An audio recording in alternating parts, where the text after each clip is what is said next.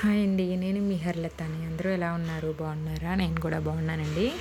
ఈరోజైతే నేను మీకు ఒక మంచి బ్రేక్‌ఫాస్ట్ అయితే హెల్తీ బ్రేక్‌ఫాస్ట్ అయితే రెసిపీ చేసి చూపిస్తున్నాననమాట. ఇది ఆల్రెడీ నేను షార్ట్‌లో పెట్టానండి.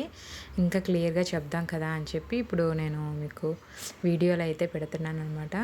3 రకాల పప్పులతోని దోస అయితే వేస్తున్నానండి. అంటే ఇది మనకి పప్పుల్లోని ప్రోటీన్ అనేది మనకు దొరుకుతది కదండీ! కాబట్టి నేను కందిపప్పు, మినపప్పు, శనగపప్పు, కొద్దిగా బియ్యం వేసి అలాగే అందులో కొద్దిగా మెంతులు వేసి దోస అయితే వేస్తున్నానండి. నేను ఏ విధంగా వేసుకున్నాను అనంటే ఒక 5 స్పూన్లు కందిపప్పు వేశానండి. అలాగే ఒక 4 స్పూన్లు మినపప్పు వేశాను. 3 స్పూన్లు శనగపప్పు వేశానండి. వేసి ఒక 6 స్పూన్లు బియ్యం వేశాను. వేసి ఒక 4 గంటల సేపు అయితే నానబెట్టానండి. ఒక 4 గంటల సేపు నానబెట్టిన తర్వాత దాన్ని నేను మిక్సీ పట్టేశాను. చూసారు కదా, మిక్సీ పట్టేసిన తర్వాత ఈ విధంగా వచ్చింది. దీన్నైతే ఒక అరగంట సేపు పక్కన పెట్టుకున్నానండి. ఒక అరగంట సేపు పక్కన పెట్టిన తర్వాత నేను దోసలు అయితే వేసుకున్నాను. మిక్సీ పట్టేటప్పుడు అందులో నేను ఎండుమిర్చి అలాగే వెల్లుల్లి వేసుకున్నానండి. 4 రెబ్బలు వెల్లుల్లి అయితే వేసుకున్నానండి. వేసుకొని మిక్సీ పట్టుకున్నాను అనమాట. కొద్దిగా వెల్లుల్లి మిర్చి వేసుకోవడం వల్ల టేస్ట్ అయితే బాగుంటుందన్నమాట. ఇవి మనకు ఇలా ఒక్కొక్కసారి ఒక్కొక్క రకమైన దోస వేసుకొని అయితే నేను బ్రేక్‌ఫాస్ట్ అయితే చేస్తూ ఉంటానండి. మినపప్పు, బియ్యం అనేది రొటీన్ కదా! ఇలాగ కూడా ఒకసారి అయితే నేను ట్రై చేశాననమాట. బాగానే వచ్చాయండి. బాగున్నాయన్నమాట. దీన్ని నేను కొబ్బరి చట్నీతో అయితే సర్వ్ చేశానండి. పెసలతో కూడా ఎక్కువగా టిఫిన్ చేస్తూ ఉంటాననమాట. పెసరట్టు ఉంటుంది కదా! పెసరట్టుతో అయితే చేస్తూ ఉంటాను నేను. అలాగే పెసరపప్పు, పెసలు అంటే మనకు పొట్టు ఉంటుంది కదండి, దాంట్లతో కూడా వేస్తూ ఉంటాను పప్పుల దోశలు అనేవి. మళ్ళీ ఉట్టు పెసలు మనం కర్రీ చేసుకుంటాం కదా పెసరపప్పు, దాంతో కూడా పెసరట్లు అనేవి వేస్తూ ఉంటానన్నమాట. ఇక్కడ చూసారు, చాలా క్రిస్పీగా వచ్చినాయండి దోశలు అయితే మాత్రం. దీన్ని ఒకసారి వీక్లీ వన్స్ అయితే తీసుకుందామని అనుకుంటున్నాను నేను.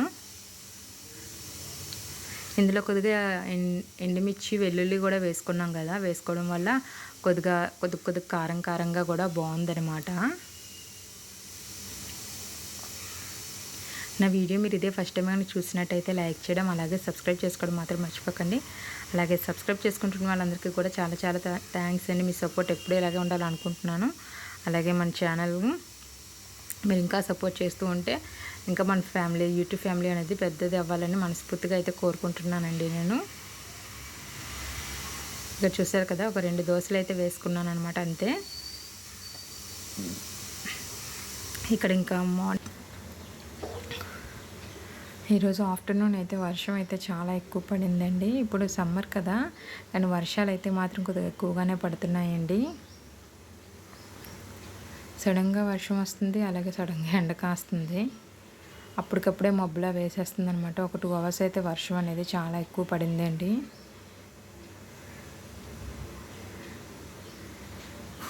ఒక 2 అవర్సే పడిందనమాట. ఇంకా అంతకుమించి అయితే ఎక్కువ పడలేదు. చూసారు కదా వర్షం ఎంత ఎక్కువ పడుతుందో. సరిగ్గా మనకు వీడియోలో అయితే కనిపించట్లేదు. మళ్ళీ సైడ్ కార్నర్లో అయితే తీసాను.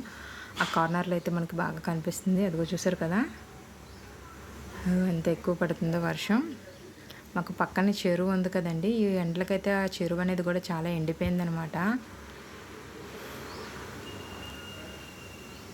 ఇక్కడ ముందు నీకు ముగ్గులు పెట్టుకుంటాం కదా ఉదయాన్నే, మొత్తం అన్నీ కూడా పోయినాయి అనమాట.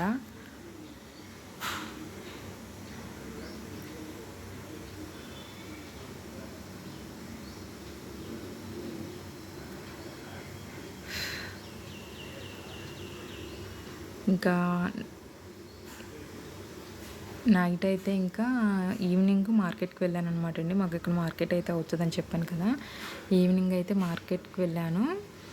కాయగూరలు తెచ్చానమాట. ఆకుకూరలు ఏమైనా తెస్తే కనుక ఇలాగా అన్నిటినీ కూడా ఏరేసి కవర్లో పెట్టేసుకుంటానండి.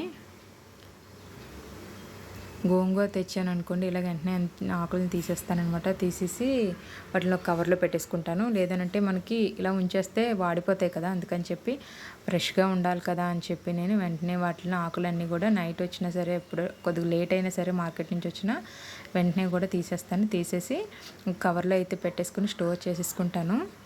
వచ్చిన తర్వాత కొద్దిగా లెమన్ వాటర్ అయితే తీసుకున్నాను అనమాట.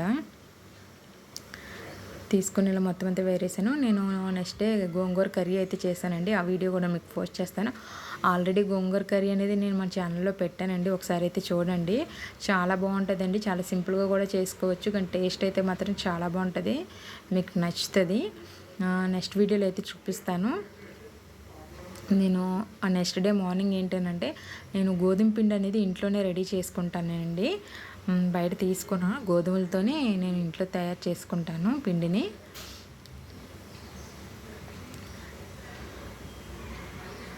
గోధుమలని ముందుగా తెచ్చుకొని అందులో రాళ్ళు అవి ఏమైనా ఉంటే తీసేస్తానండి. తీసిన తర్వాత బాగా అయితే ఒక 3-4 సార్లు బాగా కడుగుతానండి. వాటర్ వేసిన తర్వాత ఒక 5 నిమిషాలు ఉంచుతానమాట. అలా ఒక 3 సార్లు అయితే చేసి బాగా వాష్ చేస్తాను. ఫస్ట్ 5 నిమిషాలు ఉంచి బాగా కడిగేసి మళ్ళీ వాటర్ వంపేస్తాను. అలా వాటర్ మారుస్తాను ఒక 3 నిమిషాలు 3 సార్లు మార్చుతానండి. మార్చిన తర్వాత ఒక కన్నాల జిబ్బు ఉంటుంది కదా, అందులో వేసేసి వాటర్ అంతా కూడా బాగా కిందకు వచ్చేసేంత వరకు ఉంచి తర్వాత ఆ గోధుమలను అయితే ఇలాగ నేను ఒక క్లాత్ మీద వేసుకొని ఎండలో అయితే బాగా ఆరబెట్టుకుంటాను. ఆరబెట్టుకున్న తర్వాత ఈ గోధుమలు నేనైతే మిల్లుకి ఇచ్చేసి పిండి ఆడించుకుంటానండి. బాగుంటాయి అన్నమాట చపాతీలు, చాలా బాగుంటాయి. మీరు కూడా ఒకసారి అయితే తప్పకుండా ట్రై చేయండి. చూసారు కదా, ముందు రోజు అయితే వర్షం పడింది. మరి నెక్స్ట్ డే వెంటనే ఎక్కువ ఎండ అనేది కాసింది. అందుకని చెప్పి నేను ఇలా గోధుమలను అయితే ఎండబెట్టుకున్నాను. చూసారు కదా, పిండి చాలా సాఫ్ట్గా వస్తుంది, మెత్తగా వస్తుంది. చపాతీలు కూడా బాగుంటాయి అన్నమాట. మీరు కూడా ఒకసారి ట్రై చేయండి. ఈ వీడియో నచ్చితే లైక్ చేయడం, అలాగే సబ్స్క్రైబ్ చేసుకోవడం మాత్రం మర్చిపోకండి.